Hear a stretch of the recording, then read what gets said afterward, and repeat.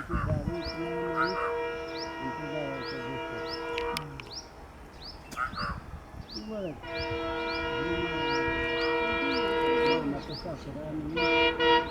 घरांची मी गाडी आला